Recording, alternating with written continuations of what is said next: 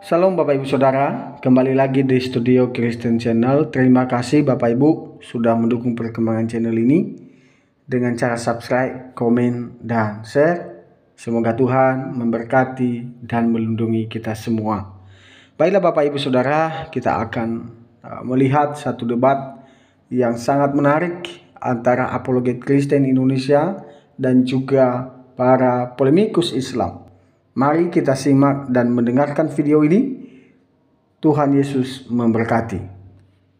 Iya, tetapi kamu salah mengeluarkan statement. Itu bukan definisi saya. Definisi yang sesuai dengan Al-Quran maupun Bible, seperti itu. Menurut Al-Quran atau menurut abang ini? Nah, kamu tanya lagi. Aduh. Kenapa sih gak ada kali? Kenapa sih udah nggak ada? Apa udah nggak ada lagi Islam yang cerdas atau bagaimana? Duh, gimana? Sudah saya jelaskan menurut Al-Quran, ditanya lagi menurut siapa? Menurut Al-Quran itu kan asumsi abang, bukan asumsi para ulama. Ya sudah, kalau gitu apa? Menurut asumsi para ulama apa? Ayatnya di mana? Nah, itu baru ini pertanyaan bagus ini. Kasih ketawa dulu bang, kasih ketawa dulu anunya. Mana coba? Nah, menurut Al-Quran ini ya. Ya, surat berapa ayat berapa? Surat berapa ayat berapa itu saya juga nggak paham, tapi ayatnya gini, Yaudah, ayatnya gini. tidur aja kau di bawah. Nggak paham ayatnya. Terus kamu ngapain ke sini? Ada-ada aja kamu itu. Ya, sambil menunggu ya teman-teman ya, sambil menunggu si Wafi ya teman-teman ya. Kita masih ngobrol-ngobrol dulu dengan yang lain ya teman-teman ya. Oke, ada Ica. Ica 88, silakan Bang. Iya bang. Oh, laki-laki atau perempuan ini? Cowok bang. Iya, silakan nyalakan kamera. Siap bang.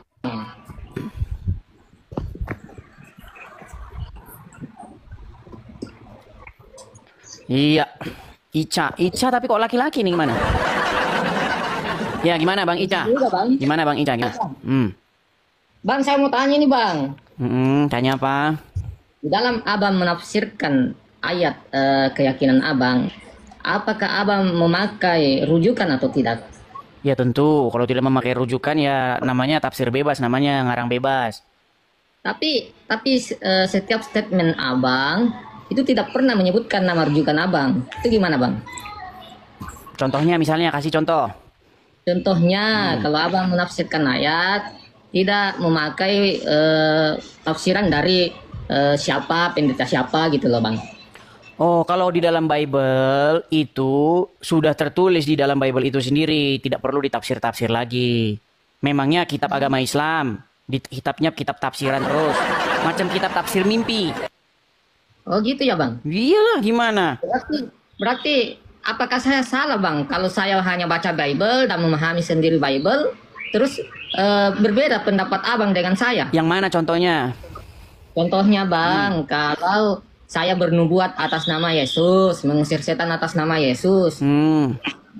Di ayat terakhir di Matius 7 21 sampai 23 itu ayat terakhirnya mengatakan, maka saya akan berterus terang kepada mereka dan enyahlah kau dari hadapanku dan kamu termasuk orang-orang jahat. Itu kan kalau saya tafsirkan sendiri bang, tanpa Enggak rujukan. usah ditafsir-tafsir sendiri. Ngapain ditafsir, udah jelas kok di situ. Itu tentang apa? Berbicara tentang apa?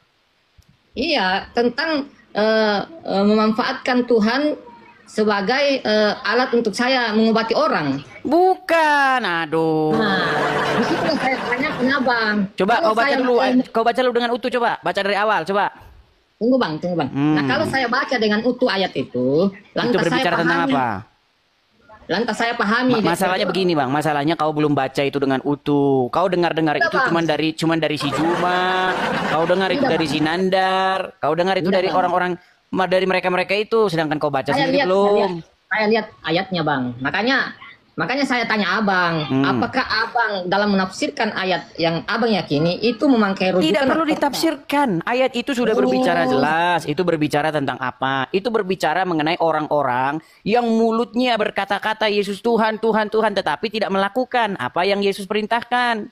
Oh tidak bang, di situ tidak ada keterangannya begitu bang. Itu berbicara mengenai orang-orang pembuat kejahatan. Makanya bang, apakah saya salah? Umpama saya ini Kristen bang, apakah saya salah kalau bernubuat dengan nama dia mengusir setan? Kan kau sudah macet kan? salah. Iya, tergantung keadaannya. Apakah Iya, kamu di situ bernubuat palsu, ya kan? Kemudian kamu di situ juga membuat mujizat-mujizat palsu. Kamu di situ hanya mulutmu saja berkata-kata Tuhan Tuhan, tetapi tidak melakukan kehendaknya. Karena ayat Terus itu bagaimana sudah abang jelas. tahu kalau saya berkata palsu? Bagaimana? Dari mana abang tahu? Kan abang tadi bilang. Iya, itu dibaca kalau saja. kamu- Coba kau baca dulu yuk. Baca dulu. Saya kasih kamu kesempatan untuk membacanya. Yuk, coba baca. Matius 7 ayat 21 sampai 23. Nah, silakan baca. Baca utuh Oh, begitu iya, ya. Utuh baca, Oke, jangan 21 baca. Baca utuh. Ayo. Iya bang. Tapi abang sabar, bisa sabar kan? Sabar. Ya silakan. Baik, Kupikir Bang. kau punya pertanyaan yang berasal dari dirimu sendiri. Pertanyaan-pertanyaan kalian ini tidak pernah berasal dari diri kalian sendiri. Entah pertanyaan dari Zakir Naik lah, entah dari siapa lah, gitu loh.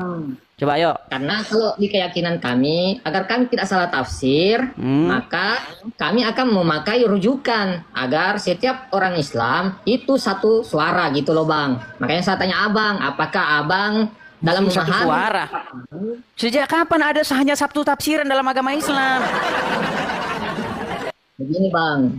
Ica, Di coba dalam- kita jujur-jujuran dulu ya. Kita nggak usah dulu kalau diskusi itu jangan munafik. Kita bicara apa adanya. Apakah Iya, Islam Bang. itu satu tafsiran? Tidak bang? Tidak. Bahkan Muhammad sendiri sudah bilang Islam itu akan terpecah menjadi 73 golongan. Betul nggak? Betul bang. Iya.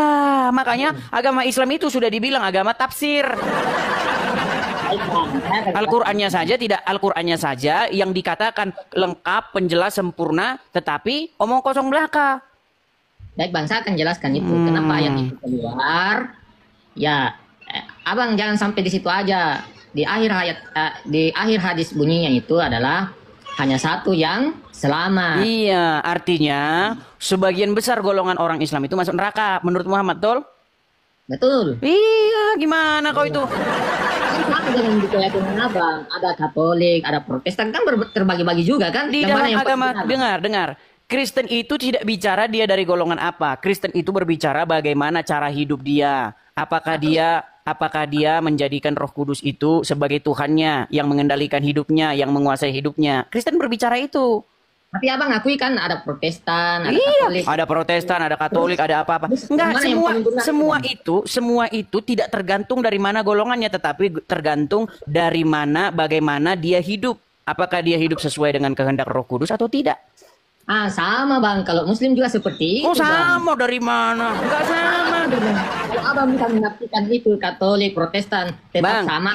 begini juga Islam, Bang. bedanya Islam dengan Kristen itu, Bang. Kalau Kristen itu dia tidak tergantung kepada ritualisme. Dia tidak berbicara mengenai kehidupan yang ritual.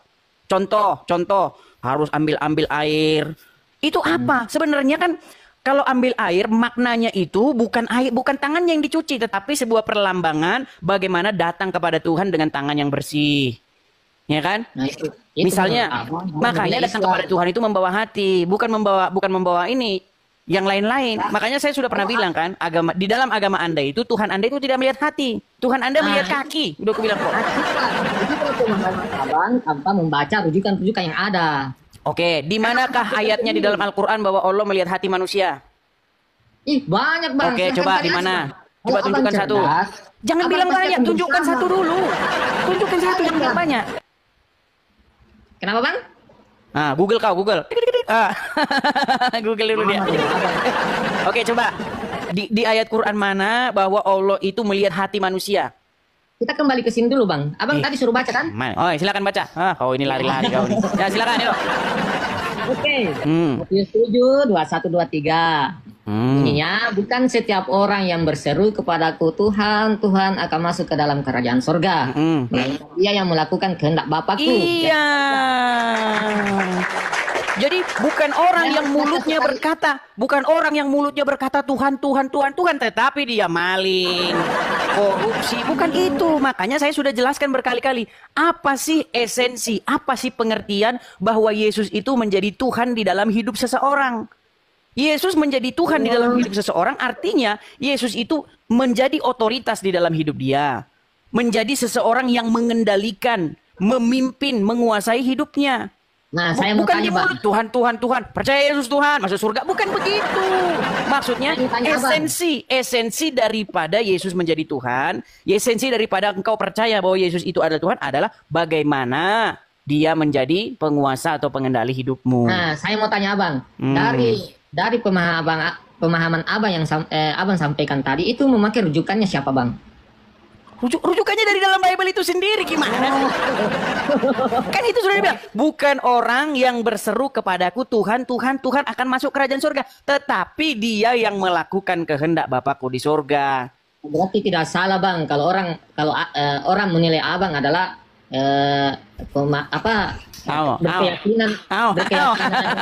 Coba baru saya baca lagi, Bang Ica, coba baca lagi, baca pelan-pelan bacanya. Berarti jangan salahkan orang, Bang, kalau Abang dibilangin berkeyakinan terjemahan aja. Karena coba bacakan dulu pelan-pelan yuk. Baca satu kali lagi.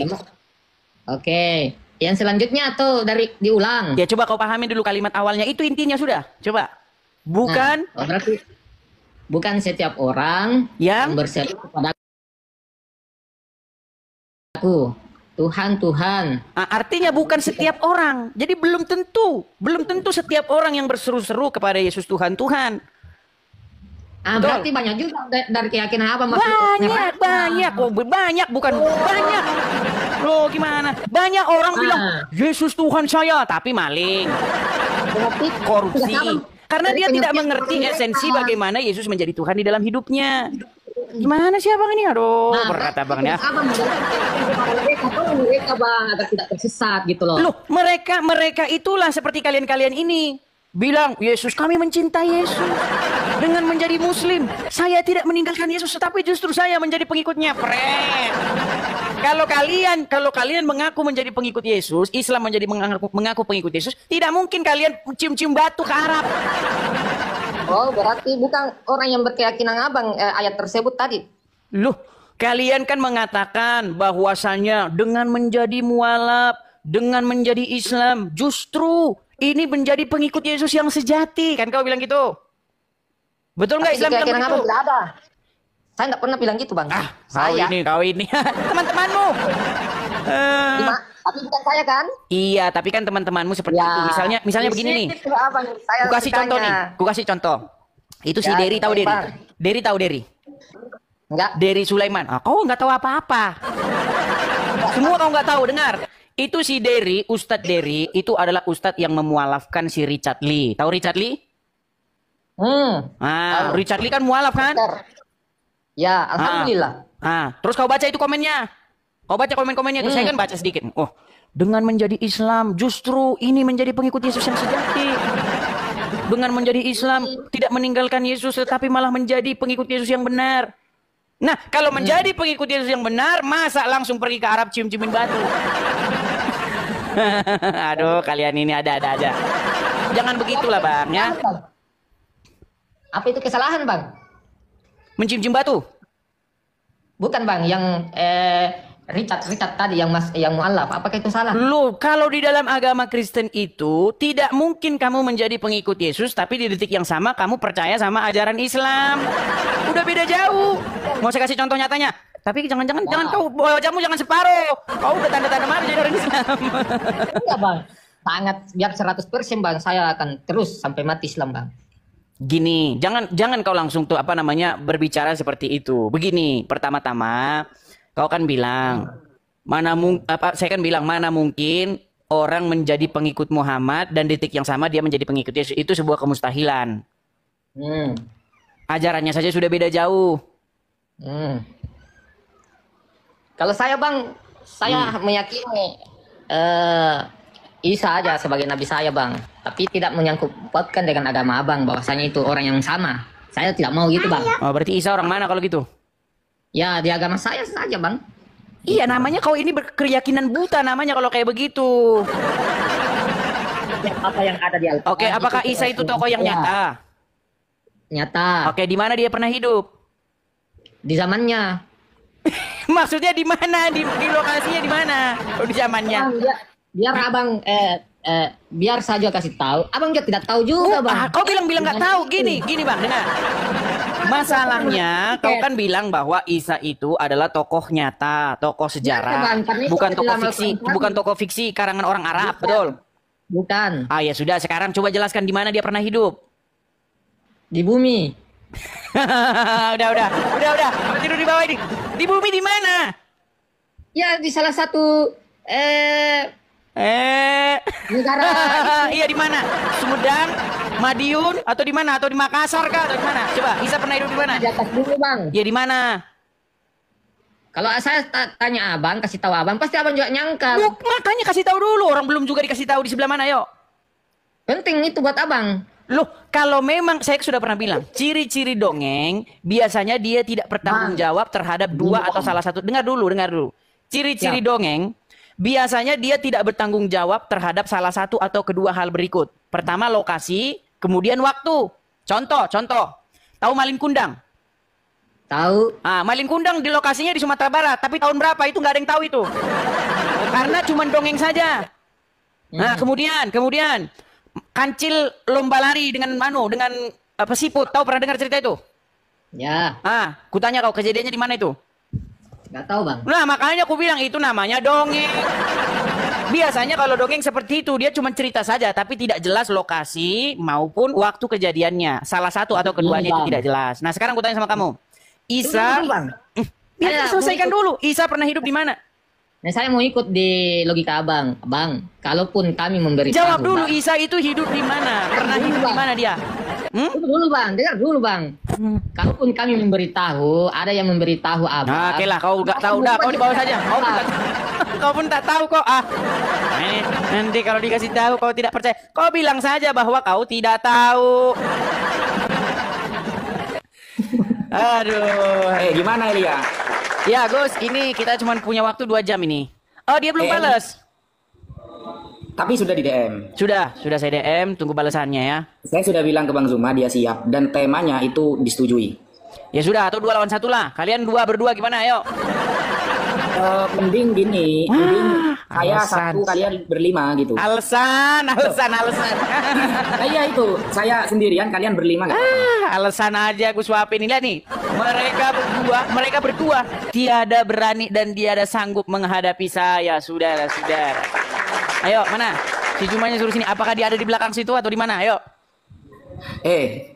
Gini, saya alasan lagi. Kamu orang 5 gitu, gimana? Alasan lagi lah, Gus Wapi ini gimana? Katanya siap, kan tapi alasan ada terus. dia, bro. Iya, belum dibalas sama dia. Nanti kalau dibalas dia langsung naik ke sini. Dia live loh. Dia live. Iya, tapi pakai akun Eliyahu Maironu gitu. Coba di tag dulu, coba. Atau teman-teman kalau ada yang bilang dia live, coba kasih tahu sama teman-teman, mampir sebentar ke situ, teman-teman ya. Mampir sebentar ke situ, coba ini diskusi. Karena begini, ada yang bilang sama saya, itu pesan sama saya gini. Dia itu kan kena persekusi. Masa? Wow, gimana sih? Di demo dia itu angkat penista agama. Deddy Kobuser aja ikut-ikutan. Oh, nggak tahu apa-apa ikut-ikutan. Oh iya dah, nggak tahu saya. Lah, waduh. Itu kenapa makanya dia jarang diskusi dengan kalian. Karena kalian ini disenggol dikit saja sudah marah-marah, ngamuk-ngamuk. Sebenarnya yang seperti itu ada juga di Kristen, Mas Edis. Dan buktinya kemarin laporan pertama kali itu dari pihak Kristen loh. Laporan pertama kali kemarin dari pihak Kristen loh yang melaporkan. Laporan apa? Loh, kita ini dilaporin juga sama golongan Anda. Yang mana? Siapa namanya itu ya? Siapa? Dia itu memang pengacara. Lupa saya namanya. Saya nggak ikut soalnya. Udah yuk, gimana? Si Juma gimana? Apakah dia berani? Nah, atur waktunya dia berani. Sudah saya konfirmasi. Katanya kemarin besok jam 9 malam. Kau yang berjanji, kau yang mengakhiri. Kau yang berjanji, kau yang mengingkari. Kemarin itu ada Elia loh.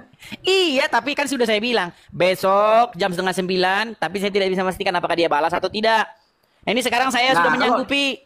Teman-teman saksi ya, 10.000 orang menjadi saksi mata bahwasanya seorang Gus Wafi yang dia sendiri yang menantang, dia sendiri yang lari tunggang langgang, saudara-saudara. Kok saya yang lari loh? Ya udah, ayo kita mulai panggil Juma ke sini. Kalau framing. Tuh ya kan, dia nih. Alasannya teman-teman ya.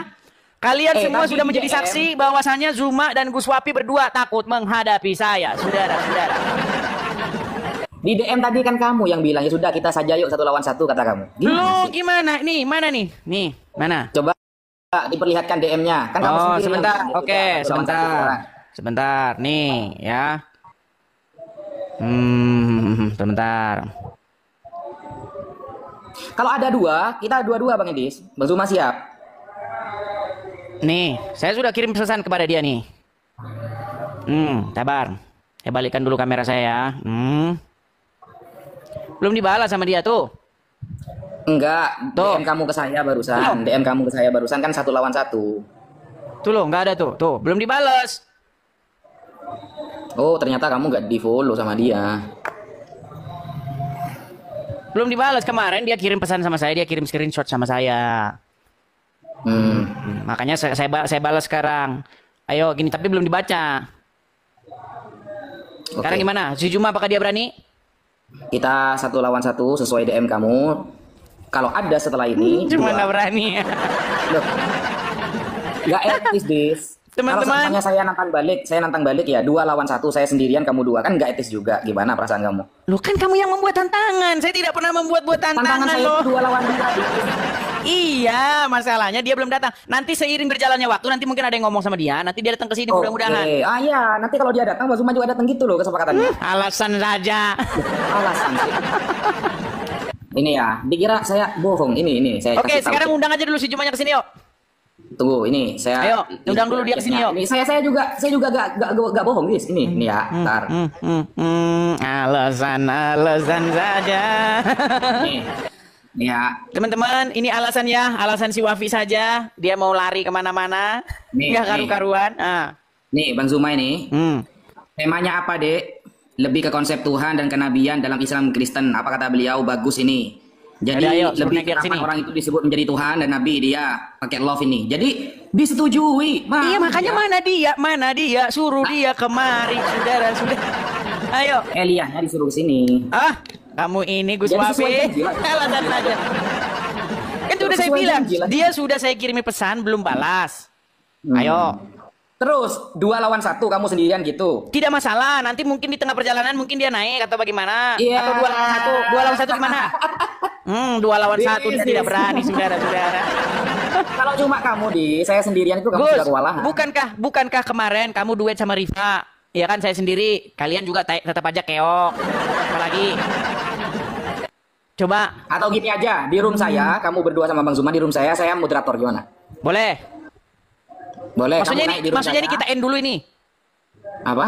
Ini kita end dulu Iya, ini. kamu masuk di room saya, Bang Zuma biar. Kalau di gini gak enak, Dis. Kalau PK kesannya 2 lawan 1. Masalahnya saya tukang bisu-bisukan. Kalau saya masuk ke room Islam sudah moderatornya biasa. cuma saya, bro. Moderatornya cuma saya. Alah. Gak ada yang berani membisukan kalau di room Udah saya. sekarang gini aja, diundang dia. Kemarin kan kita udah pernah. Saya sendiri, terus ente sama Rifa berdua. Udah Iya, pernah di kan room saya, kejadian? di room saya. Gimana? Kemarin di rumah masing-masing loh. Lah kalau PK kesannya 2 lawan 1, Dis gimana sih? Enggak apa-apa. Nanti di situ ente mau jadi moderator kah boleh? Apa giliran saya yang bilang, Nah giliran kan saya yang bilang teman-teman 2 dia lawan ngeles 1, ya. aku gak terima. Teman-teman dia ngeles, dia yang menantang sendiri, dia yang berjanji. Saya angkat tangan, saya bersih tangan saya daripada mengeles Ria. Dia yang ngeles. Saya kira Gimana? kamu dewasa, Dis. Ternyata masih framing-framing kayak anak-anak.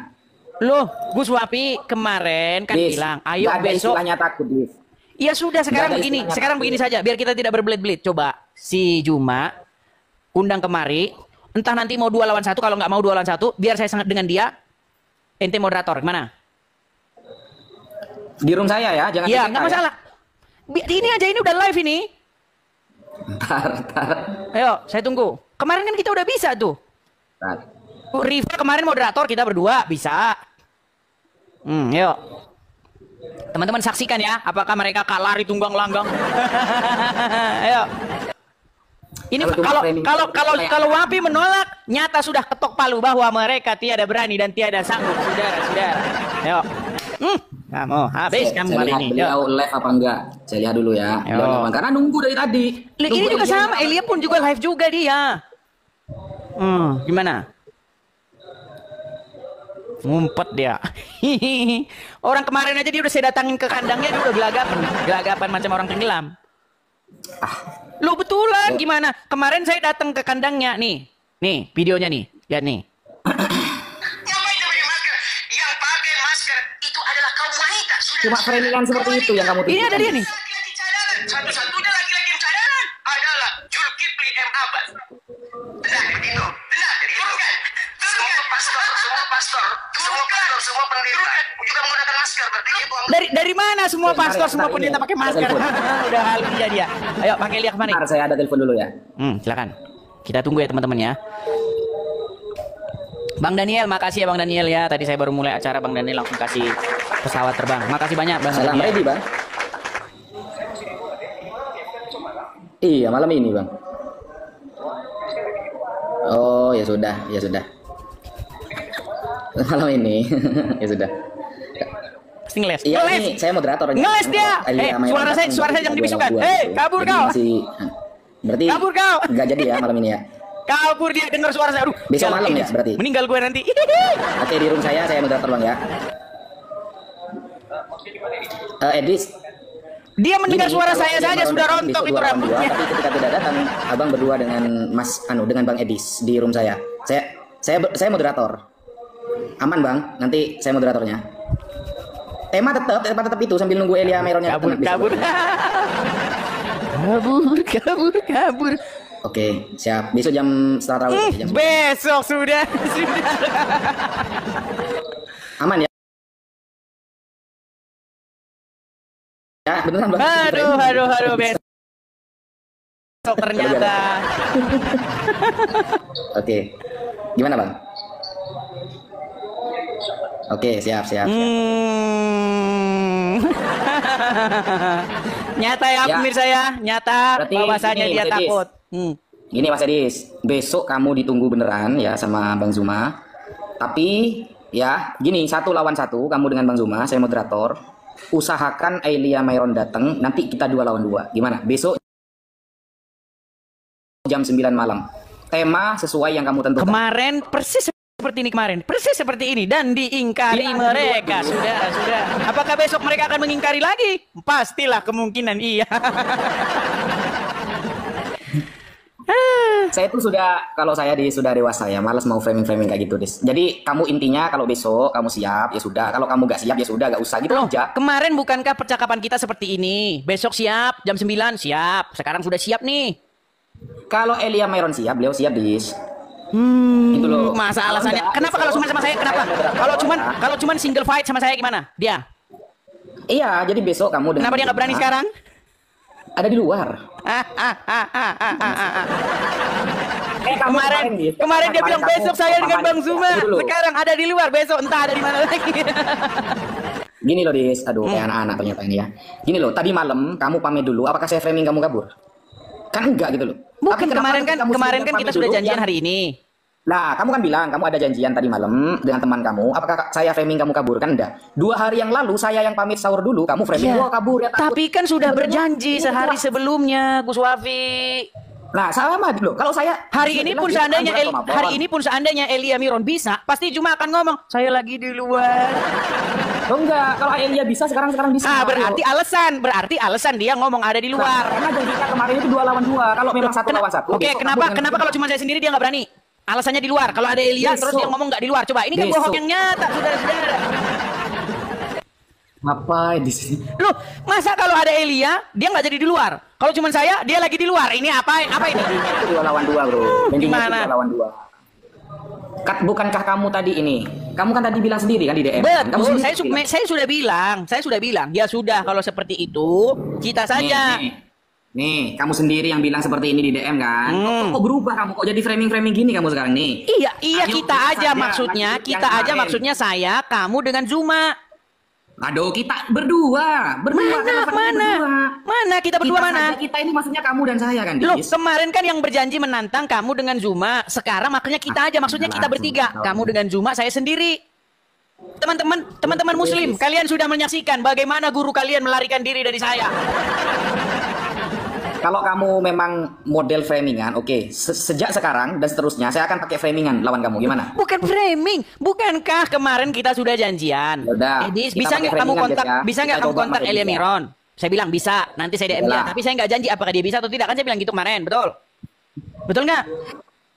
Dewasalah sedikit, Dis. Jadi besok, dia bilang besok, 1 lawan 1. Iya, saya bilang besok saya DM dia, apakah bisa atau tidak saya belum tahu. Kan saya bilang gitu.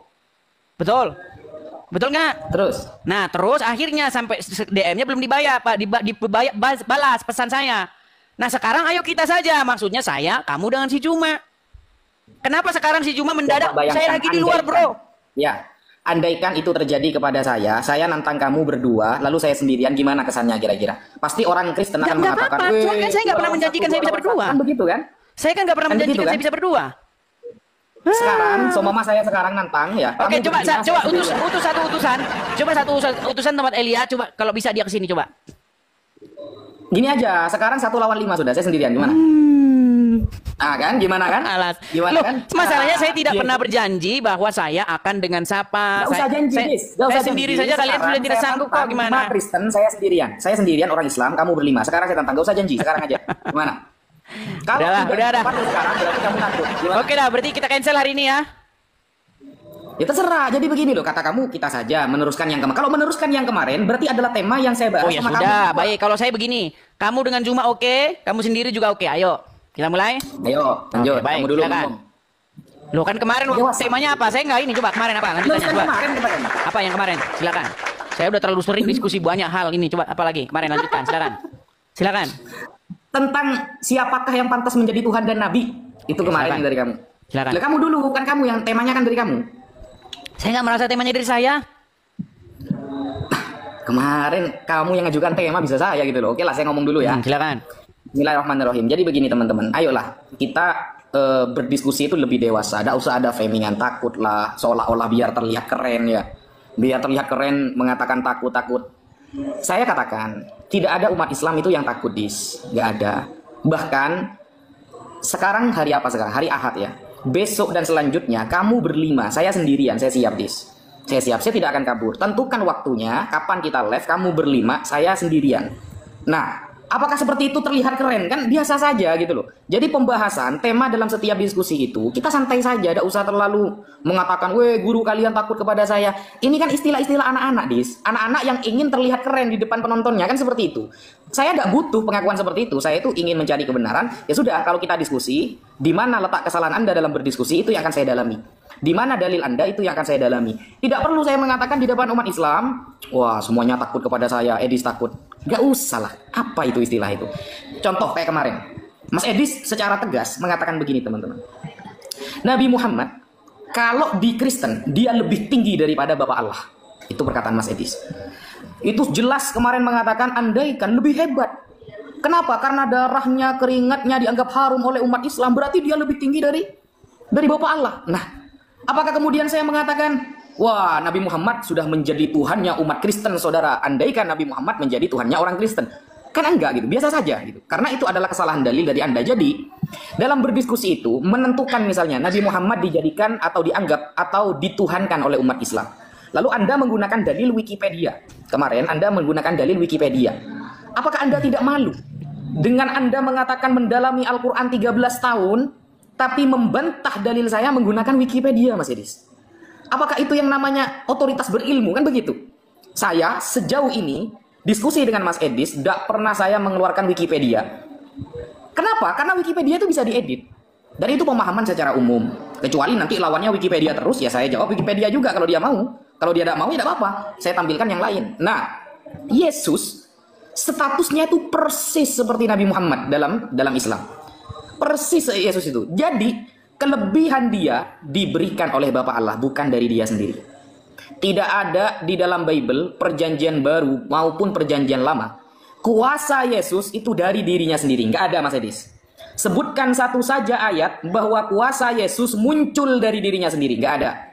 Ketika kekuasaan dan kemuliaan Yesus itu bukan dari dirinya sendiri, masih hasil dikasih orang, maka apa bedanya dengan para nabi yang bisa membelah lautan, nabi yang bisa menyembuhkan orang sakit, nabi yang bisa membangkitkan orang mati, nabi yang kemudian bisa menghantam banyak orang tentara dan dia menang meskipun jumlahnya sedikit. Sama, kenapa? Kemuliaannya bukan dari dirinya, tapi datang dari Tuhannya. Sehingga Yesus dalam Yohanes 8 nomor 54, jika aku memuliakan diriku sendiri, kata Yesus, maka kemuliaanku itu tidak ada artinya. karena Bapakkulah yang telah memuliakan aku. Jadi semua kekuatan Yesus, kuasa Yesus itu datang dari Bapak. Dia bukan siapa-siapa berarti. Ada kau yang tolong guru darahmu biar ku minum? Enggak ada, Gus Wapi, enggak ada. Tapi bagaimana umat Islam memperlakukan Muhammad? Saya sudah bilang contohnya kemarin, persis seperti kejadian-kejadian di India. Saya pernah lihat ada salah satu video di India, ya, ada sapi begitu, sapinya di ini, cium-cium, sapinya, ya kan, dikasih bunga-bunga di karangan-karangan bunga begitu, terus ada orang begitu, ya kan. Nah, saya sudah bilang kemarin percontohan, jikalau ada zaman sekarang ini tahun 2025, misalnya ada orang nih, pria, kencing dia, masuk gelas, diminum, glek glek glek glek. Ya kan? Terus kalau dia ngeludah, ludahnya ditangkap. Ludahnya barokah katanya. Terus misalnya, dia apa lagi? Keringetnya, keringetnya parfum. Kemarin kita sudah bilang, coba Gus Wapi, pikirkan kalau ada orang berbuat seperti itu kepada orang lain, bukankah itu sudah mengkultuskan? Bukankah itu sudah mendewa-dewakan dia? Bukankah itu sudah mempertuhan dia? Bukankah itu dia sudah menganggap itu luar biasa yang dewa turun dari langit? Kan kamu sudah bilang kemarin iya. Dan kamu kemarin sudah mengiyakan bahwa Muhammad itu ludahnya, kalau ngeludah, langsung ditangkap sama orang. Ludahnya. Lihat itu. Dia dapat poin 10.000 lah. Dia tidak peduli lagi teman-teman dengan kebenaran. Berat saudara-saudara. Jadi maksud saya begini Gus Wapi. Cara ya atau perlakuan orang Islam kepada Muhammad itu jauh lebih berlebih-lebihan, jauh lebih luar biasa, jauh lebih mempertuhan ketimbang orang Kristen mempertuhan Yesus.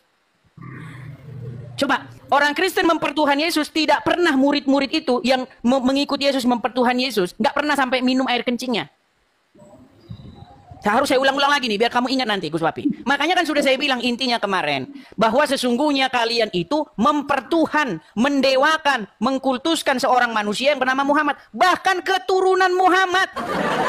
Keturunannya Muhammad sekarang kalian pertuhan. Ini turunan Nabi.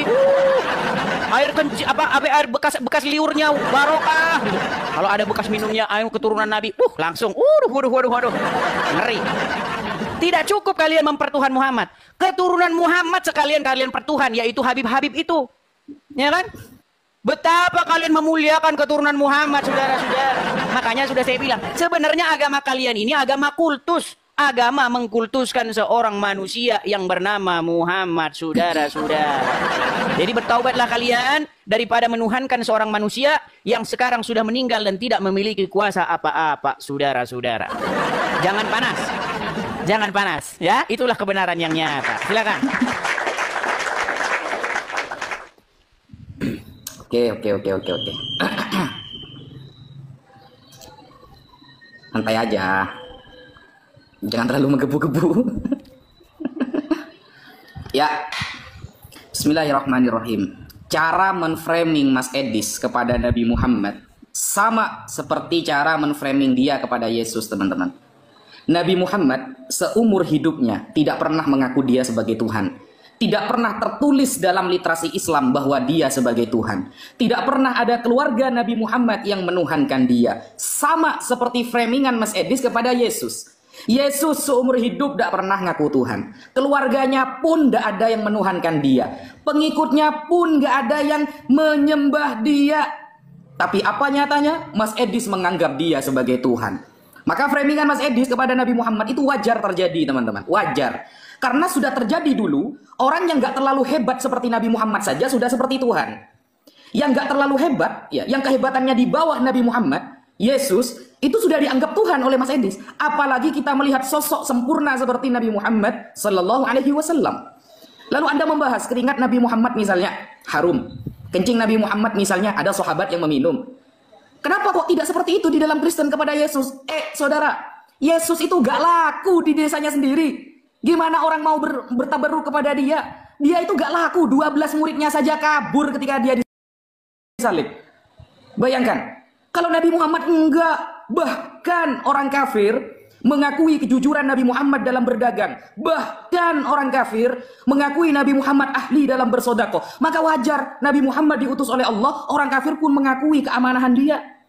Apakah Yesus laku di desanya sendiri? Sampai detik ini, saudara, di tempat kelahiran Yesus, Bethlehem, Nazrain, mayoritas agamanya adalah agama yang dibawa oleh Nabi Muhammad Sallallahu Alaihi Wasallam. Apa? Agama Islam. Di desa kelahirannya sendiri Yesus gagal, saudara. Ternyata Islam yang lebih mayoritas di desa kelahirannya sendiri. Ayo, kalau kita main-main seperti itu.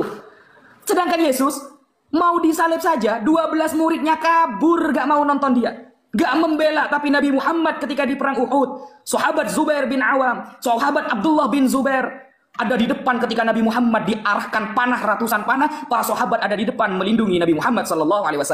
Ketika Nabi Muhammad giginya keluar darah diserang oleh orang kafir, jangankan manusia, malaikat pun menawarkan gunung untuk dibalik untuk membela Nabi Muhammad SAW. Yesus, apakah para sahabatnya Yesus, murid-muridnya Yesus membela dia ketika dia mendapatkan musibah? Kabur. Kabur, saudara. Ketika Yesus dikejar oleh Hansip Romawi, apakah ada dari muridnya Yesus, Hansip Romawi, saya yang akan melawan Anda. Jika Anda meneteskan darah ke dunia untuk Tuhan saya, maka saya akan melawan Anda. Ada yang seperti itu? Pret. Gak ada. Semuanya kabur. Bahkan di dalam Lukas, ketika Yesus didatangi malaikat, apakah Yesus mengatakan, wahai malaikat, tolonglah aku, berikan aku kekuatan. Lalu malaikat mengatakan, oke, aku akan menolong kamu dari kejaran Hansip Romawi. Tidak. Ketemu malaikat, Yesus takut sampai keringatnya bertetesan seperti darah. Tercatat di dalam Lukas, saudara. Sama malaikatnya sendiri dia ada hafal, katanya Tuhan. Katanya dia Tuhan. Kenapa sama malaikatnya sendiri dia ada kenal? Kalau Nabi Muhammad manusia biasa, ketemu malaikat Jibril awalnya ketakutan, wajar. Kan seperti itu logikanya kalau kita main framingan seperti Anda, Mas Edis. Kenapa orang-orang Kristen tidak memperlakukan Yesus sebagaimana umat Islam kepada Nabi Muhammad? Karena Yesus nggak laku dulu, bro. Nggak pernah keluar dari desanya dia, bro. Kalau Nabi Muhammad rahmatan lil alamin, diutus untuk umat semesta alam, wajar Nabi Muhammad diperlakukan spesial oleh umat Islam. Tetapi kendati pun demikian, kita tidak menuhankan. Nggak ada keluarga Nabi Muhammad mengatakan dia Tuhan. Yesus pun begitu. Nggak ada keluarganya Yesus. Pernahkah Bunda Maria menyembah Yesus? Pernahkah Bunda Maria mengatakan anak yang di dalam kandunganku adalah Tuhan? Menyangka dia menjadi Tuhan, kok malah orang Kristen sok tahu lebih daripada Bunda Maria? Itu pemikiran macam apa seperti itu? Sekian, terima kasih. Saya tanggapi ya teman-teman ya. Kita tanggapi, saudara-saudara. Jadi seperti biasa ya, lagi-lagi Gus Wapi, saya tolong ya Gus Wapi, jangan pupuskan harapan saya bahwa masih ada orang Islam yang cerdas. Bahkan untuk memahami tema saja Gus Wapi tiada mampu dan tiada sanggup. Temanya apa? Perlakuan orang Kristen terhadap Yesus dengan perlakuan orang Kristen terhadap Muhammad. Apa yang tidak diperlakukan orang Kristen terhadap, apa yang tidak diperlakukan orang Islam terhadap Muhammad, yang diperlakukan orang Kristen terhadap Yesus. Bahkan lebih daripada itu. Orang Kristen menyanyi-nyanyi, memuji-muji, memanggil-manggil nama Yesus. Orang Islam juga sama. Apa yang dilakukan orang Islam? Muhammadku, Muhammadku, dengarlah seruanku. Berseru-seru sama orang dalam kubur. Muhammad sudah meninggal, Gus Wapi. Dia sudah meninggal. Tetapi kalian berseru-seru kepadanya. Coba, kurang gimana? Kalau ada orang Kristen di gereja, Yesus, panggil-panggil Yesus, Yesus, Yesus, Yesus, panggil-panggil. Kalian juga sama, kalian malah di jalan raya kalau kalian gelar tikar di jalan, jalan ditutup, ya kan? Kalian apa? Ya Rasulullah. Kalian panggil-panggil Muhammad yang sudah meninggal. Gimana sih, Gus? Kalian kenapa sih tidak mengakui bahwa kalian itu mempertuhan, mengkultuskan, mendewakan seorang manusia bernama Muhammad? Kencingnya saja kalian minum, coba kencingnya. Satu-satunya nabi yang air kencingnya diminum cuman Muhammad. Coba. Satu-satunya nabi yang keringetnya harum cuman Muhammad. Harum bagi orang pengikut dia. Kalau keringetnya Muhammad harum, bagaimana mungkin dia cuci baju, saudara-saudara? Orang mencuci baju karena apa? Coba saya tanya. Apa alasan orang mencuci bajunya? Karena bau, karena keringet itu bau. Nah, kalau keringet Muhammad harum, Muhammad tidak perlu cuci baju. Kalian ini sudah mengkultuskan Muhammad secara luar biasa. Gitu loh. Coba, kencingnya diminum, bener nggak? Kamu tidak berani, takut dia sekarang mengakui kencingnya Muhammad diminum. Ludahnya Muhammad, langsung ditangkap sama para pengikutnya. Ludah Muhammad, langsung ditempelin ke badan. Barokah. Coba. Darahnya diminum, apalagi? Kurang gimana coba? Jangan lari kemana-mana, fokus di situ. Terus saya tanggapi ini satu persatu nih. Kejujuran Muhammad diakui katanya, pret. Bagaimana mungkin Muhammad itu berlaku jujur, terkenal Al-Amin, yang maha jujur, tetapi dia sendiri ngajarin bohong dalam 3 hal. Bagaimana mungkin kamu percaya orang itu jujur, tapi di detik yang sama dia mengajarkan tipu-tipu dalam 3 hal? Ayo, Tetapi Yesus dikatakan apa? Tipu tidak ada dalam mulutnya. Makanya bahkan di dalam Al-Quran dikatakan dia itu seorang gulam zakian, ya, seorang anak yang suci. Anak yang suci itu Isa, bukan Muhammad. Kemudian yang kedua, desa kelahirannya, kabur dari desa kelahirannya. Loh, Yesus pergi dari desa kelahirannya, itu sebenarnya Muhammad tuh niru. Cerita tentang Muhammad itu meniru tentang Yesus. Bagaimana mungkin Muhammad hijrah dari kampungnya? Loh, Muhammad tuh hijrah dari kampungnya. Makanya teman-teman Muhammad itu adalah orang-orang Ansor. Ya, Muhajirin dan Ansor, orang-orang yang berhijrah dan orang-orang di mana tempat dia hijrah.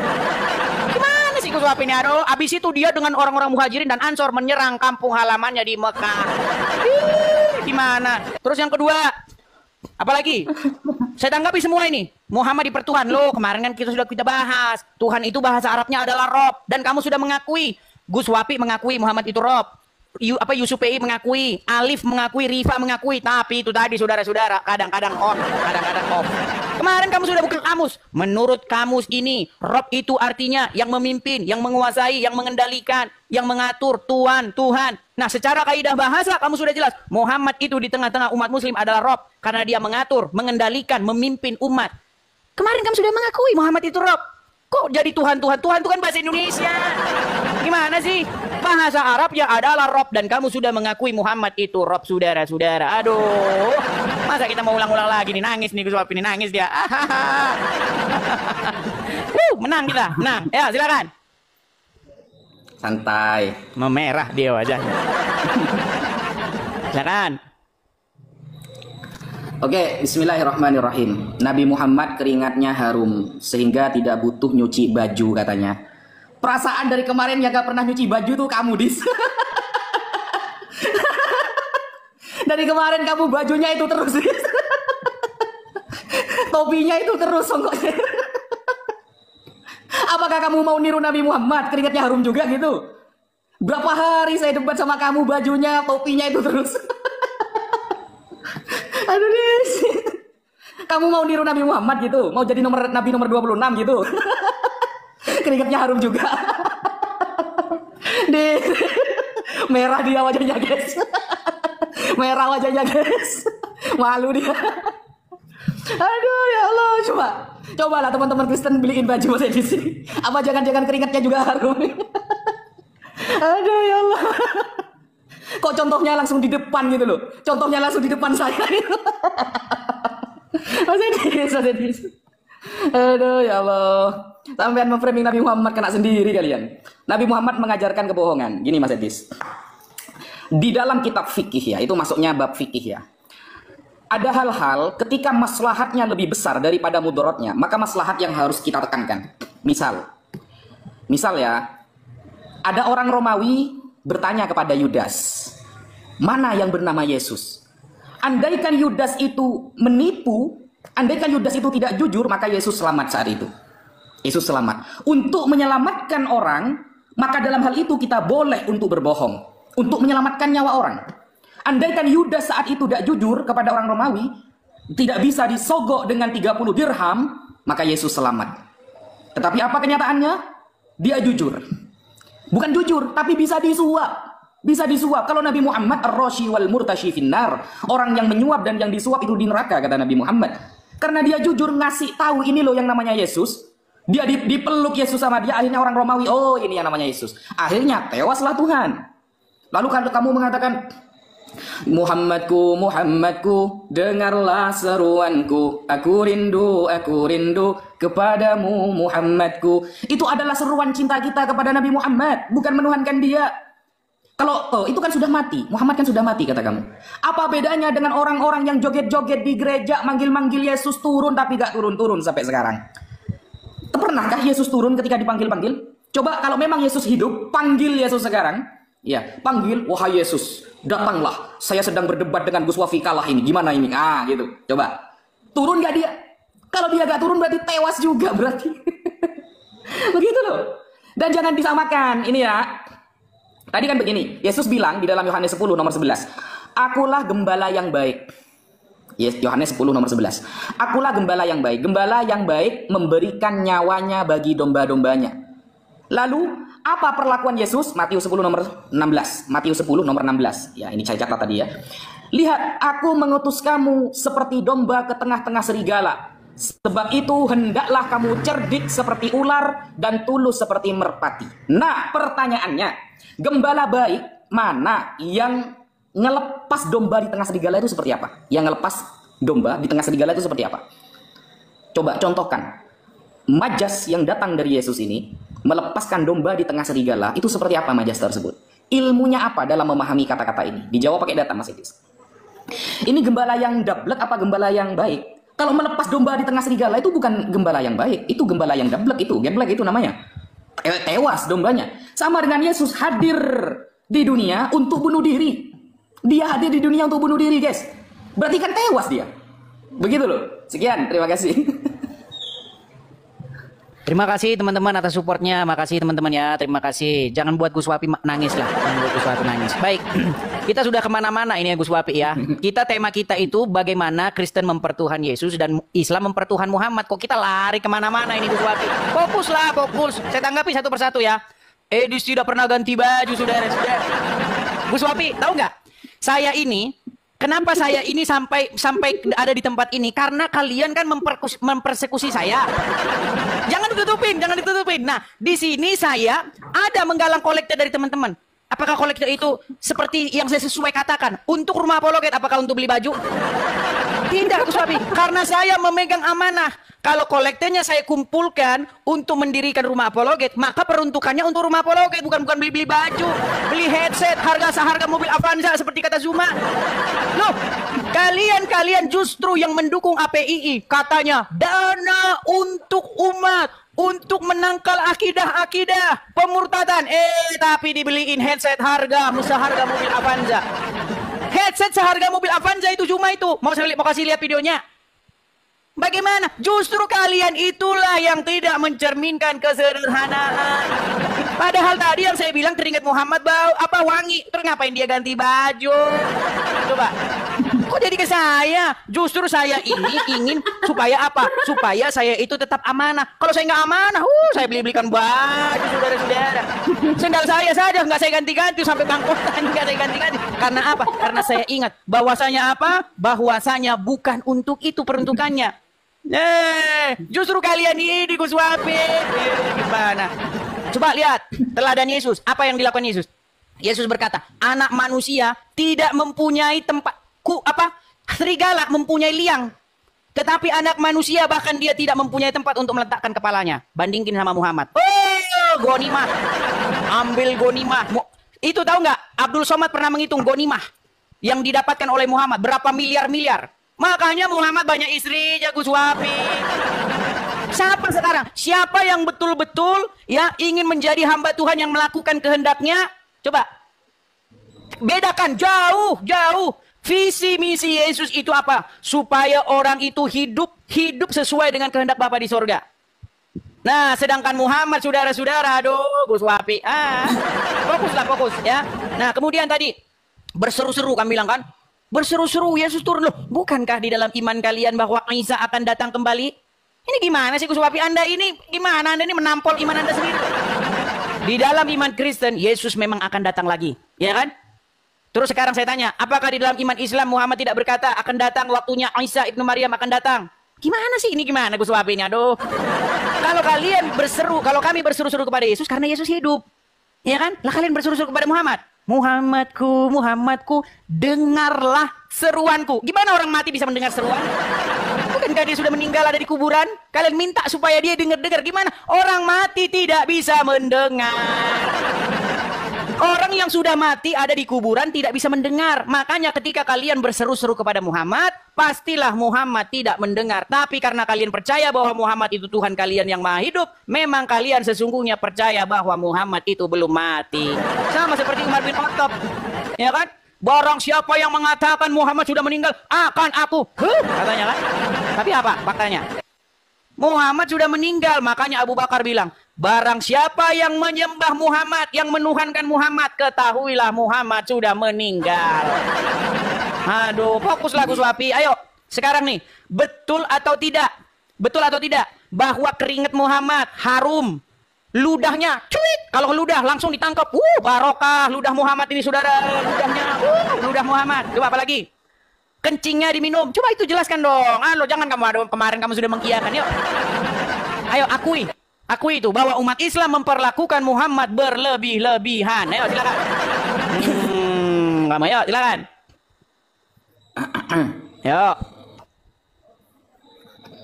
Oke, bismillahirrahmanirrahim. Kenapa saya tadi bahas bajunya Mas Edis? Karena Mas Edis sampai bawa-bawa baju kepada konsep Nabi Muhammad gitu loh. Bukankah Anda yang sebenarnya nggak fokus, Mas Edis? Kan Anda mengatakan, ya, keringat Nabi Muhammad itu harum. Jadi tidak perlu dia ganti baju. Nah, bawa-bawa ke baju, saya ingat Mas Edis, dari pertama kita debat tahun 2024 sampai tahun 2025, sampai nggak ganti baju sama sekali gitu loh. Lalu mengatakan saya ini kan dengan merasa kasihannya dia itu mengatakan begini kawan-kawan. Saya ini untuk room apologet. Saya tidak perlu beli baju. Baju itu berapa sih? Kok sampai melas kayak gitu? Masa harus 200.000 gitu, Sa? Kan hanya ganti baju. Masa kamu nggak punya baju sama sekali? Ayo teman-teman Kristen, dibeliin baju lah gitu. Sampai sandal teman-teman, sampai curhat masalah sandal dia. Sandalnya sampai mungkin mangap ya.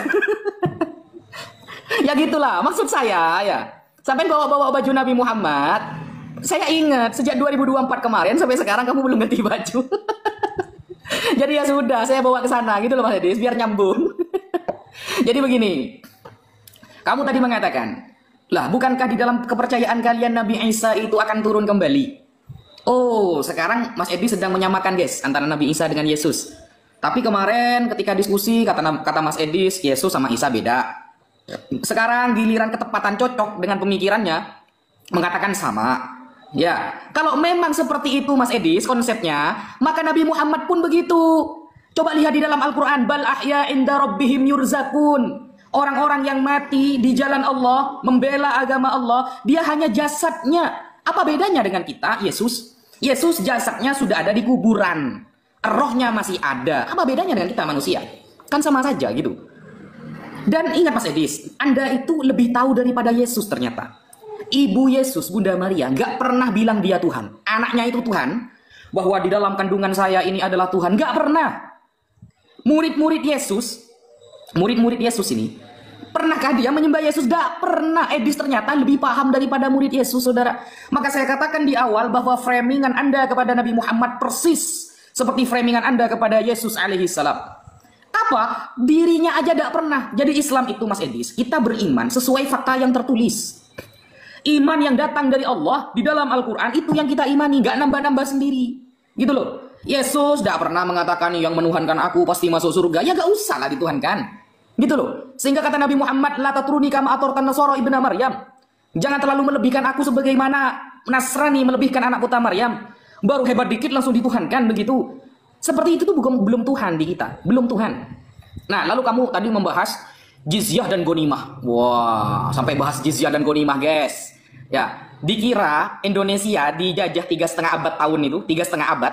Itu oleh siapa? Oleh orang Kristen, oleh orang Islam, oleh orang Yaman. Kristen itu sampai dia mendapatkan banyak dari kekayaan Indonesia 3,5 abad tahun, ya. Yang menjajah Indonesia siapa? Apa agamanya? Islam agamanya, Kristen. Yang kemarin korupsi 271 triliun Islam, orang Yaman, Kristen. OPM di Irian Jaya yang ingin merdeka sehingga mengerampas tanah-tanah Indonesia, apakah itu orang Islam, orang Yaman, Kristen. Seperti itu loh. Kalau kita mau bahas oknum-oknum seperti itu bisa Mas Edis. Oh, gonimah jizyah. Dulu zaman peperangan Mas Edis. Jadi siapa yang bisa menguasai sebuah daerah, dia akan mendapatkan gonimah, itu biasa, tidak usah dipermasalahkan gitu loh. Tapi saya jujur kasihan sama Yesus. Yesus itu hidupnya dari sedekah Mas Edis, mohon maaf. Ya, saya ada datanya. Dia itu hidupnya dari sedekah Mas Edis. Kamu jangan nangis Mas Edis, biasa aja Mas Edis. Makanya Nabi Muhammad itu kaya, beda sama Yesus gitu loh. Nangis dia guys. Baik. Saya sudah pernah bilang ya teman-teman ya, bahwa ketika kalian baca hadis, nampaknya hadis itu memang suka-sukanya yang ngarang.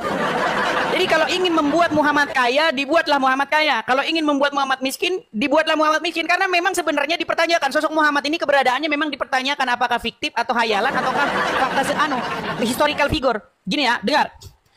Kamu tadi bilang Gus, bahwasanya Muhammad kaya. Bahkan Abdul Somad pernah menghitung harta rampasan Muhammad itu berapa ratus miliar itu. Tapi saudara-saudara, satu-satunya nabi yang meninggalkan utang sampai sekarang belum dibayar adalah Muhammad, saudara-saudara. Satu-satunya nabi yang meninggal dalam keadaan berhutang adalah Muhammad. Mau tahu dalilnya? Muhammad sampai menggadaikan baju perangnya kepada orang Wahyudi sampai sekarang belum ditebus. Memang sulit, saudara, sudah sulit. Berat ini. Makanya Gus Wapi, ketika saya baca hadis, Muhammad ini kok seperti suka-sukanya orang yang ngarang hadis. Muhammad mengajarkan, jangan berdusta. Bahkan dalam keadaan bercanda pun nggak boleh berdusta. Muhammad yang sama mengajarkan boleh berdusta di dalam 3. Ini apa-apaan sih, Gus? Gimana diskusi kayak begini? Aduh, nangis ini Gus Wapi. Terus ini yang kedua nih. Murid Yesus tidak pernah menyembah Yesus. Loh, Gus Wapi makanya baca. Nih, saya bacakan. Matius 28. Kita mulai dari ayat yang ke-16. Dan ke-11 murid itu berangkat ke Galilea, ke bukit yang telah ditunjuk Yesus kepada mereka. Ketika melihat dia, mereka menyembahnya. Tetapi beberapa orang ragu-ragu. Yesus mendekati mereka dan berkata, kepadaku telah diberikan segala kuasa di surga dan di bumi. Karena itu, jadikanlah semua bangsa muridku, dan seterusnya, dan seterusnya, dan seterusnya. Lu jelas. Di mana murid-murid itu? Aduh. Matius pasal yang ke-28 dimulai dari ayat 16. Ya. Terus, apa lagi? Masalah saya jadi nih kan. Nah, mati di jalan Allah, kamu bilang tadi kan? Ini saya catat nih. Barang siapa mati di jalan Allah, maka dia itu hidup. Pertanyaannya, apakah Muhammad mati di jalan Allah? Di mana ceritanya Muhammad mati di jalan Allah, Gus Wapi? Di dalam Al-Quran. Orang-orang yang beriman dan bertawakal kepada Tuhannya tidak akan mungkin dipengaruhi oleh setan. Surat An-Nahl ayat 99. Catat, Gus. An-Nahl 99. Orang-orang yang beriman dan bertawakal kepada Tuhannya itu tidak akan bisa kena pengaruh setan. Tapi di dalam hadis, saudara-saudara, Muhammad kena sihir. Satu-satunya nabi yang kena sihir cuman Muhammad. Dan kita tahu sihir itu datangnya dari mana, Gus? Sihir itu datangnya dari Satan. Muhammad kena pengaruh sihir. Artinya Muhammad di bawah guna-guna, di bawah pengaruh setan. Padahal Al-Quran berkata, apa Al-Quran katakan? Orang yang beriman dan bertawakal kepada Tuhannya tiada mungkin kena bisa pengaruh setan, saudara-saudara. Itu tanda bahwa mustahil Muhammad mati di jalan Allah. Di dalam ayat Al-Quran apa dikatakan? Jikalau dia mengada-ngadakan perkataan, maka akan aku potong urat pembuluhnya. Tapi apa? Ketika Muhammad meninggal, dipelukan Aisyah. Ya Aisyah, terasa racun yang kumakan di Khaybar itu telah memutus aortaku. Siapa yang mengancam akan memutuskan pembuluh darah Muhammad? Kalau Muhammad mengada-ngadakan? Allah. Tetapi di dalam hadis dikatakan, Muhammad berkata di hari meninggalnya, terasa sekarang pembuluhku mau terputus pembuluhku. Dia berkata begitu kepada Aisyah. Ayo jawab. Meninggal dunia, saudara-saudara. Senyumnya udah dipaksa bener senyumnya. Maksa senyumnya. Berat, saudara-saudara. Ayo lanjutkan kembali ya teman-teman ya. Kita lanjutkan lagi. Tadi temanya ini tema kesukaan muslim ini teman-teman ya. Nah ini diskusi agama stop menuhankan Muhammad. Karena bahasan kita kemanapun ujung-ujungnya ke sini lagi. Oke, kita kasih naik ada Denz. Ya silakan Denz. Halo Denz.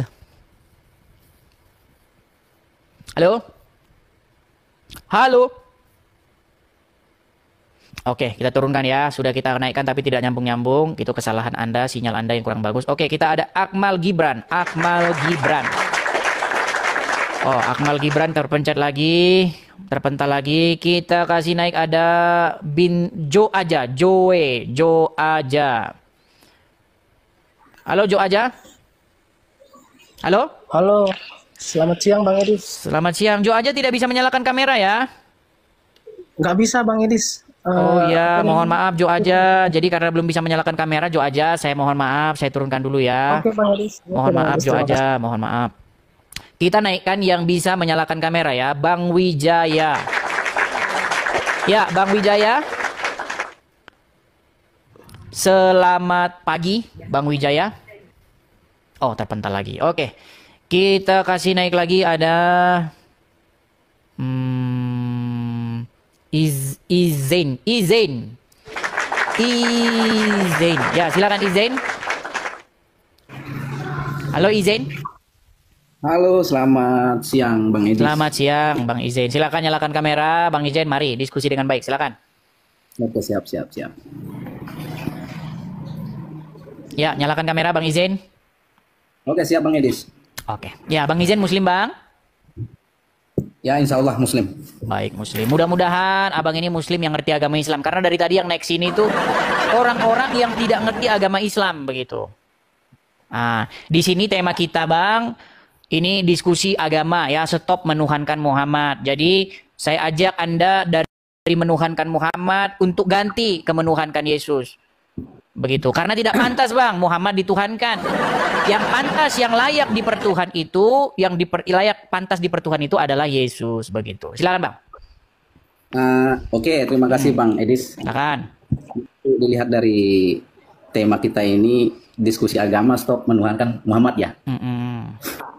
Silakan. Jadi statement yang menyatakan bahwa kami menuhankan Muhammad itu dari mana itu Bang? Dari Al-Quran. Yang menyatakan? Yang menyatakan mempertuhan. Mempertuhan. Ya. Seperti apa itu? Itu di mana itu Bang? Adakah Al-Quran di situ? Oh, nggak ada. Nah, pantesan abang nggak tahu.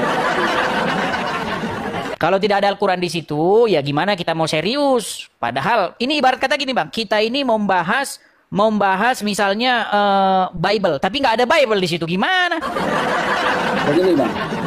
Jadi kami yang Muslim ini ya, kami dengan Muhammad itu bukan kami menuhankan Muhammad, bahwa Muhammad itu kami anggap itu adalah utusan Allah ya. Emang itu mempertuhan utusan. itu dianggap Tuhan gitu? Ya kalau dilihat dari temanya kan dianggap Tuhan. Siapa bilang? Berarti kalau mempertuhan berarti menganggapnya dia Tuhan gitu. Habis itu udah habis itu kita maling aja udah gitu. Gimana mempertuhan itu? Ya kalau seandainya pemikiran dari Bang Edis untuk menuhankan Muhammad itu berarti kami itu menyembah atau mengikuti semua apa yang dituntut oleh Muhammad kan? Tujuannya kan? Iya, mempertuhan itu adalah meletakkan dirimu sebagai seseorang yang takluk tunduk mengikuti apapun yang diperintahkan kepadamu. Oke. Kami dengan Muhammad itu Bang Edis ya, itu merupakan kami anggap itu Muhammad itu adalah nabi ya, rasul Allah ya, nabi atau rasul Allah yang diutus oleh Allah untuk menyampaikan risalah kepada umat Islam, kepada semua umat sebenarnya ya.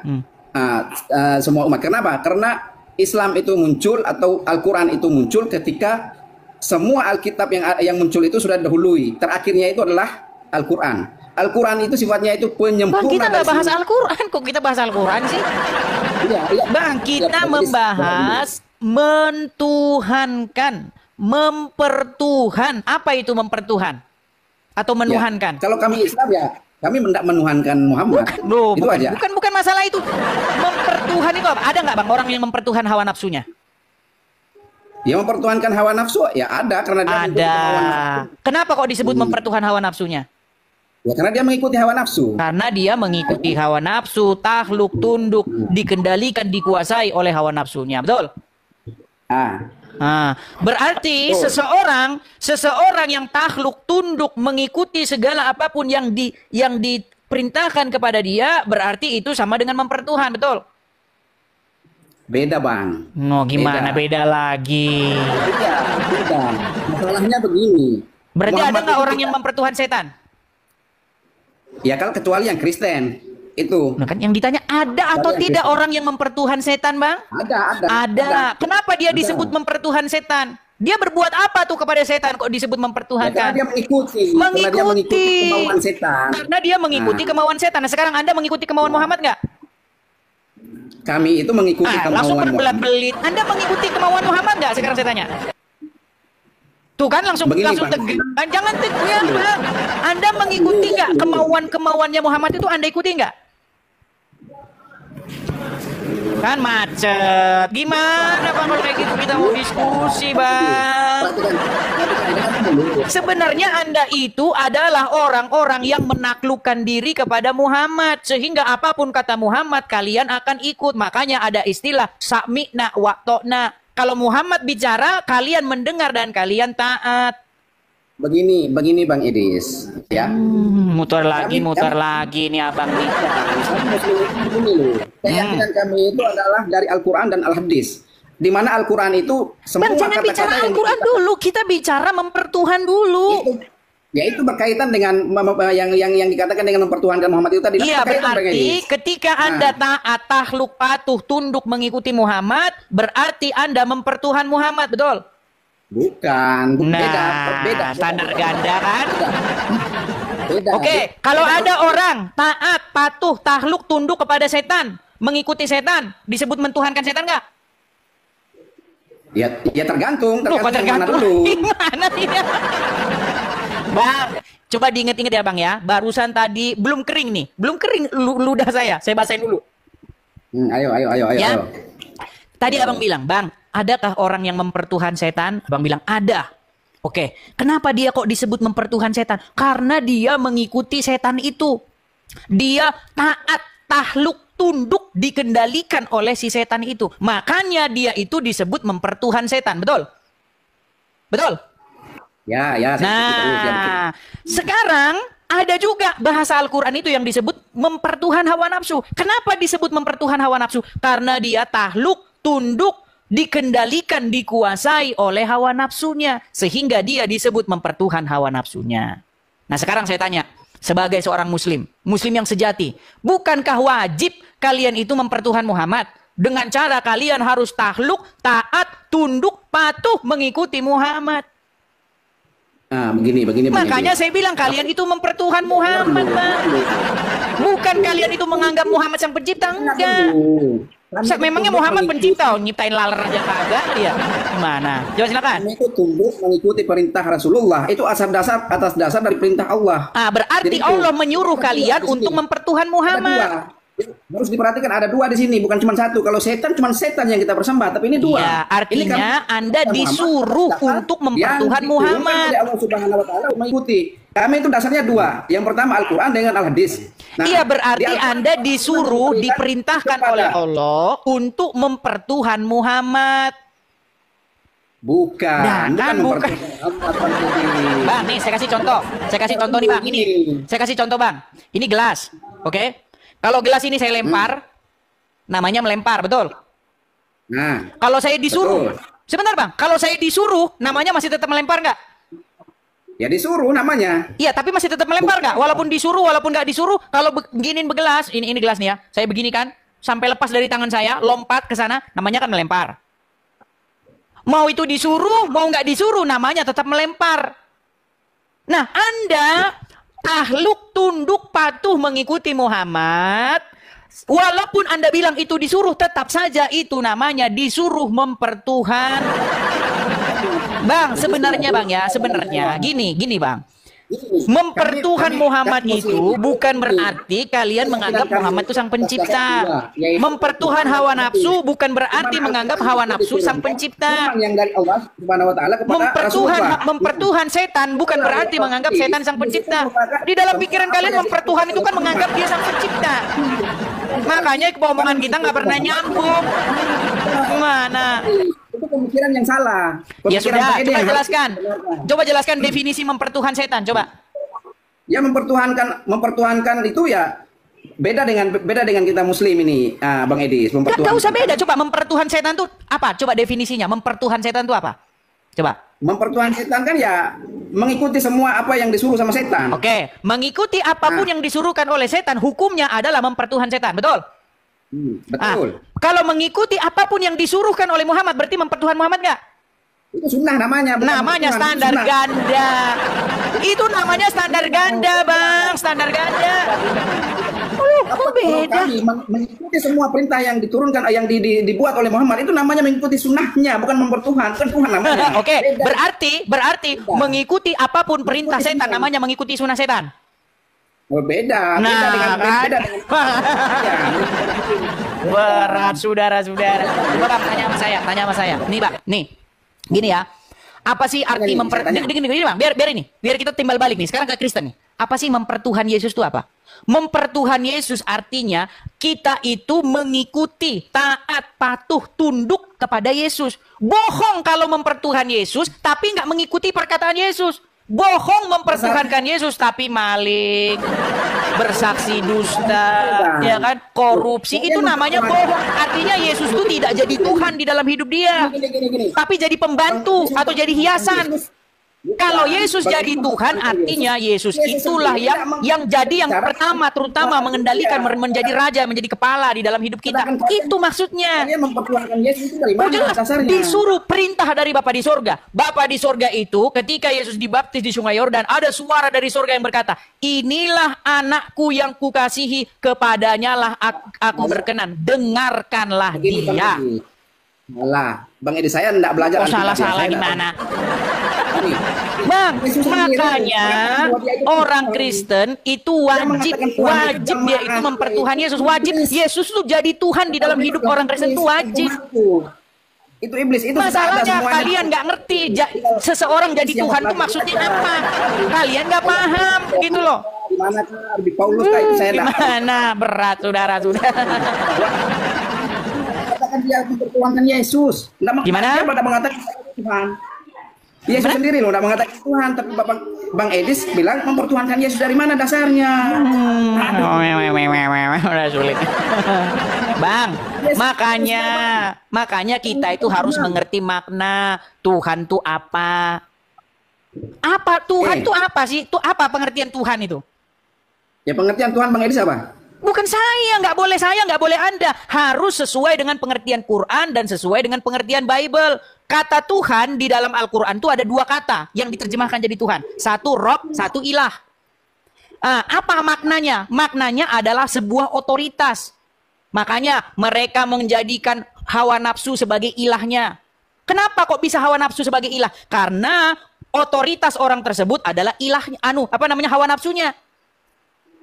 Nah, di dalam Bible kata Tuhan itu kurios. Ya kan? Yang kepadanya Anda menaklukkan diri. Yang kepadanya Anda melayani. Itu maksudnya kurios itu. Makanya pengertian bahasa saja Anda tidak mengerti. Di dalam pikiran kalian Tuhan itu adalah zat tertentu yang berbeda dengan zat yang lain. Ya repot kita diskusi kayak begitu. Gimana? Mengatakan bahwa dia itu Tuhan. Dari mana? Gimana? Artinya gini, Yesus sendiri loh mengatakan bahwa dia itu bukan Tuhan, dia itu perantaraan Allah. Di mana Yesus bilang saya bukan Tuhan, di mana? Saya enggak hafal dia punya ayatnya. Kan bohong lagi. Bohong lagi. Nih, saya bukakan Bang. Di dalam Yohanes 13 ayat 13. Nih, saya bacakan ya Bang ya. Yohanes 13 ayat yang 13. Saya bacakan. Ya, bacakan. Yohanes 13 ayat yang ke-13. Nih. Kamu menyebut aku guru dan Tuhan, dan katamu itu tepat, sebab memang akulah guru dan Tuhan. Nah, tapi ketika Yesus berkata, akulah guru dan Tuhan, apakah Yesus bilang bahwa saya ini adalah Bapa di sorga? Enggak. Bukan gitu. Tapi sebelum ayat itu ada Tuhan ayat di situ maksudnya adalah suatu jawatan, sebuah title, sebuah gelaran. Yang maknanya yang kepadanya kamu itu melayani. Nah, mau susah. Di dalam bahasa Arabnya itu Rob, kata itu dalam bahasa Arabnya itu Rob. Rob artinya. Makanya Rob itu maknanya artinya pemilik, pengendali, pengatur, pemimpin. Itu maknanya. Jadi ketika Allah itu menjadi Robmu, artinya kamu itu membuat Allah itu sebagai yang memimpin, mengendalikan hidupmu. Itu maknanya. Nah, makanya ketika Yesus menjadi Rob kita, kita membuat dia menjadi seseorang yang memimpin kita, mengendalikan kita, ya, menguasai hidup kita. Itu. Iya kan Yesus itu. Makanya kalian saya bilang berhenti menjadikan Allah dan Muhammad sebagai Tuhan. Kami itu menjadikan Tuhan itu cuma Allah Subhanahu wa taala. Muhammad itu adalah Rasulullah yang Ya orang kamu aja menjadikan Tuhan aja nggak tahu-tahu, nggak paham-paham. Gimana? Masa istilahnya manusia dipertuhankan itu enggak logis loh. Loh,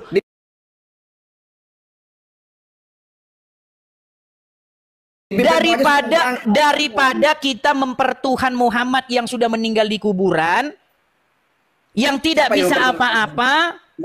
Dalil yang mengatakan kami mempertuhan Muhammad itu di mana? Nah, muter lagi. Oke, sekarang gini aja, mau ambil Al-Quran atau enggak? Gini Sebentar, ini pertanyaan terakhir nih. Kalau enggak kita selesai. Abang mau ngambil Al-Quran atau mau hanya ngomong terus tanpa Al-Quran? Gimana? Ya, aku Al-Qurannya enggak ada. Aku terang aja. Oke lah, dibawa dulu dah. Al-Quran aja enggak ada, panjang lebar terus kita ngomong.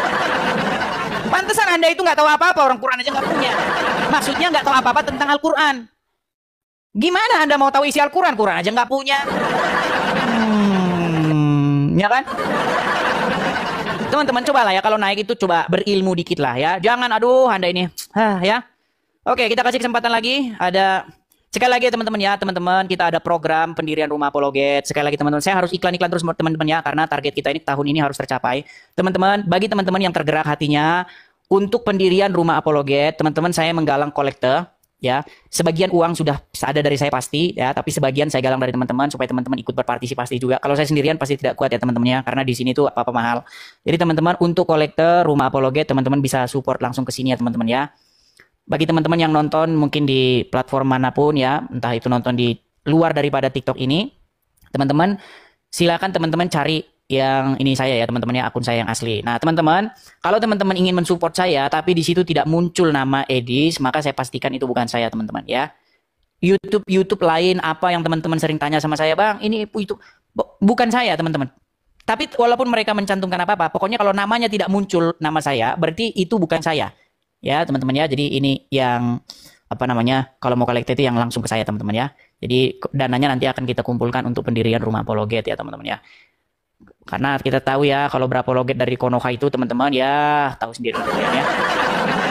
Kita berdebat saja sama mereka ditangkap di ini kan dicangkakan penistaan. Tapi herannya lawan debatnya ketawa-ketawa itu mengherankan. Ya itu yang terjadi kepada anak Batak. Saya barusan dengar berita dia itu dituntut 4 tahun gitu. Bayangkan dia debat dengan Yusuf PI, dia dituntut 4 tahun, Yusuf PI ketawa-ketawa, malah membahas sama Nandar Yesus nikah. Katanya mereka ketawa-ketawa. Habis acara itu. Habis acara anak Batak ditangkap, digerebek polisi, digerebek massa, digerebek ormas, langsung Yusuf PI sama Nandar bahas-bahas Yesus menikah. Dan tidak ada polisi, tidak ada ormas. Nah makanya teman-teman, kalau kita berapologet itu memang kita harus berapologet memang bukan dari Konoha. Jadi teman-teman, tujuan saya membuat kolektor ini adalah untuk mendirikan rumah apologet. Jadi kita bisa berapologet dengan tenang ya teman-temannya dari sini. Oke, kita lanjutkan kembali. Saya ganti dulu backgroundnya. Kita kasih background yang paling disuka oleh Muslim. Oke, kita kasih naik ada Adnan Kimnan. Oke, silakan Adnan Kimnan. Halo Adnan Kimnan. Selamat pagi Adnan Kimnan. Pagi. Ya silakan Adnan, nyalakan kamera Anda. Mari diskusi dengan baik, silakan. Adnan. Ya. Mana kameramu mana? Sudah saya kirimkan undangan dari sini. Ya silakan Adnan Kimnan. Muslim ya bang ya? Muslim bang. Ya silakan bang, silakan. Itu apa namanya terkait judulnya diskusi acara stop menuhankan Muhammad. Memang di Islam tidak menuhankan Muhammad bang. Ya apa itu menuhankan? Silakan. Menuhankan adalah patuh kepada perintah yang maha kuasa dan melaksanakan segala perintahnya, menjauhi segala larangannya gitu. Itu menuhankan yang maha kuasa. Menuhankan doang. Menuhankan itu apa? Bapak Ibu Saudara, kita sudah dengar bagaimana debat ini dan mari kita simak bersama dan mari kita juga akan memberikan komentar-komentar yang baik dan positif. Maka dari itu Bapak Ibu, mari kita juga merenungkan firman Tuhan di dalam Amsal pasal yang kedua ayat 1 sampai yang ke-22. Begini bunyi firman Tuhan. Faedah daripada menuntun hikmat.